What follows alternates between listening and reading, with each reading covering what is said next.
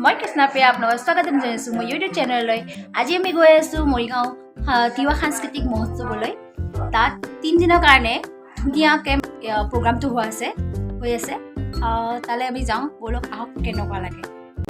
So friends, আমি সেই ঠাইখিনি পালোহি য'ত এই প্ৰগ্ৰামটো অনুষ্ঠিত কৰা হৈছে। এই ঠাইখিনি হৈছে আমাৰ মৰিগাঁও জিলাৰ গান্ধী ফিল্ড। তো আপোনালোকে দেখিছে যে কি ধুনীয়াকৈ এই ডাঙৰ গেটখন সজোৱা হৈছে, য'ত এতিয়া লিখা আছে তিৱা সাংস্কৃতিক মহোৎসৱ 2024 বুলি। আৰু আপোনালোকে নিশ্চয় দেখিছে যে বৰ ধুনীয়াকৈ চাইডে দুটা মূৰ্তিও সজাই থোৱা আছে। এটা মতা মানুহৰ আৰু এজনী মাইকী মানুহৰ তিৱা সাজত খুব ধুনীয়া লাগিছে। আমি তাতে বৰ ধুনীয়াকৈ ফটো তুলিলোঁ।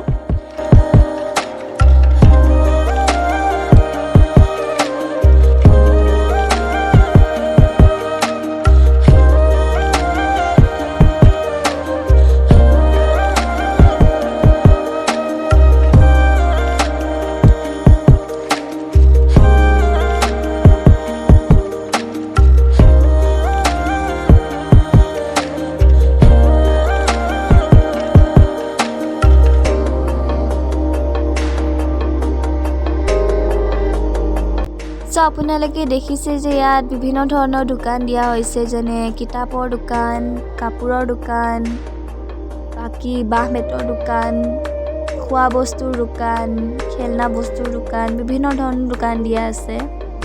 আৰু আজি আমি একো বিশেষ কিনা নাই, কাৰণ আহিব লগা দুদিন আছেই। সেইকেইদিনো আহিম, সেইকেইদিনো চাম ভালদৰে ঘূৰি লৈ আৰু কিনিম বস্তু। যাৰ ব্লগ আপোনালোকে অতি সোনকালেই পাব। তো ফ্ৰেণ্ডছ, আপোনালোকে দেখিছে যে এই লাইনটোত যিমানবোৰ দোকান আছে, সেই গোটেইবোৰ দোকানতে হাতেৰে নিৰ্মাণ কৰা বস্তুবোৰ আছে, কিন্তু সেয়া কিনাৰ বাবে নহয়, কেৱল প্ৰদৰ্শনীৰ বাবেহে। তো আপোনালোকে দেখিছে যে এই ৰাম মন্দিৰটো এইজন মানুহে নিজ হাতেৰে নিৰ্মাণ কৰিছে, আৰু কেৱল ৰাম মন্দিৰটোৱে নহয়, প্ৰত্যেকটো বস্তুৱে তেওঁৱে নিৰ্মাণ কৰা।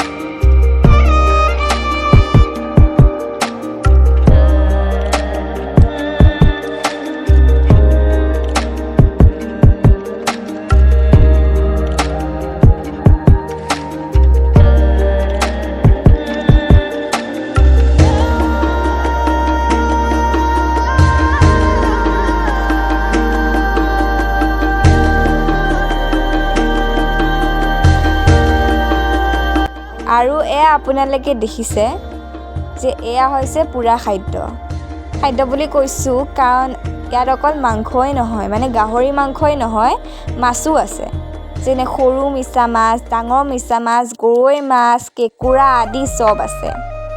আৰু আপোনালোকে সকলোৱে জানে যে লালুংসকলৰ প্ৰধান পানীয় যি হৈছে, সেয়া হৈছে সাজপানী, মানে লাও পানী। আৰু তো আপোনালোকে প্ৰত্যেকখন দোকানতে দেখিছে যে পুৰা মাংসৰ ওচৰতে এবটল সাজপানীও থোৱা হৈছে।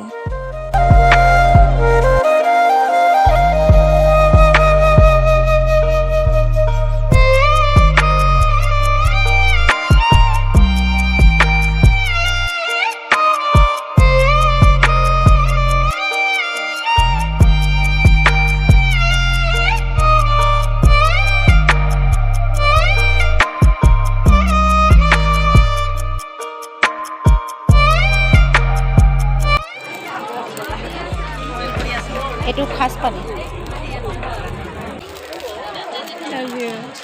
আহিবা ভণ্টিয়া। মিছা মাছ দেখিছনে, কিমান ডাঙৰ ডাঙৰ মিছা মাছ।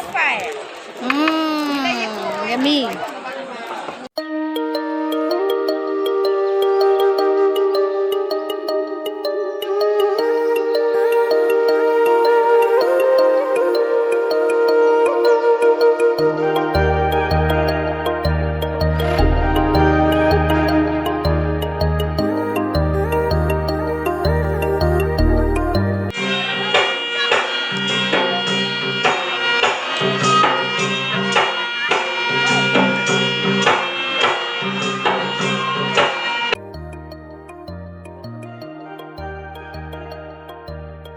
আৰু ফ্ৰেণ্ডছ ইয়াত যোনফালে দেখিছোঁ সকলোফালে কেৱল খোৱা দোকান পপকৰ্ণ আইচক্ৰীম জুচ আৰু মই যিহেতু পুচকা খাই ভাল পাওঁ সেইকাৰণে ল'ৰা ছোৱালীবোৰৰ লগত মিলি মই পুচকাই খাই দিছোঁ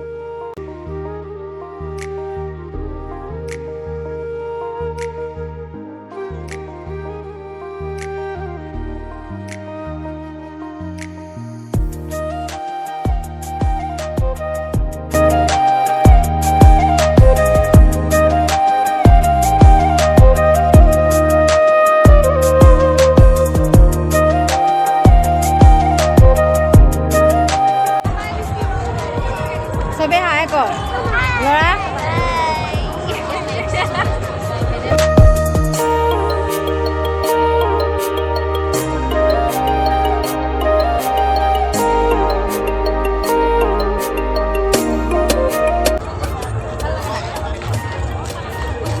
বৰ বেয়া গোন্ধাইছে ন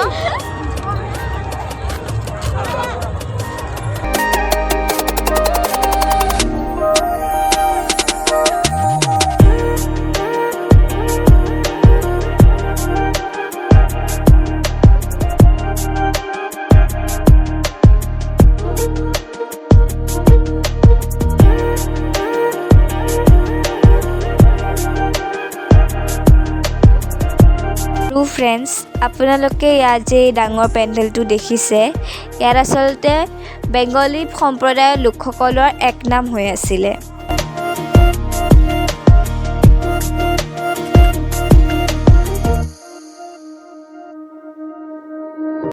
ফ্ৰেণ্ডছ ফাইনেলি এতিয়া ঘৰ আহি পালোঁ এতিয়া টাইম বাজিছে 11:10 মানে তাত প্ৰগ্ৰামটো বহুত দীঘল কিন্তু আমি বেছি হেৰি কৰা নাই অলপ বহিছোঁ বহিলেও সাংস্কৃতিক প্ৰগ্ৰামটো চালোঁ চোৱাৰ পিছত অলপ কিবা কিবি খালোঁ খোৱাৰ পিছত তাত ভাতৰ আয়োজন কৰা হৈছে ভাতৰ আয়োজন কৰি ভাত খালোঁ ভাত খাই লৈ চিধা অলপ ঘূৰি ফুকি গুচি আহিছোঁ এতিয়া ফ্ৰেণ্ডছ এতিয়া অলপ হেৰি লৈছোঁ আৰু তাৰপিছত আকৌ কাইলৈ আকৌ লগ পাম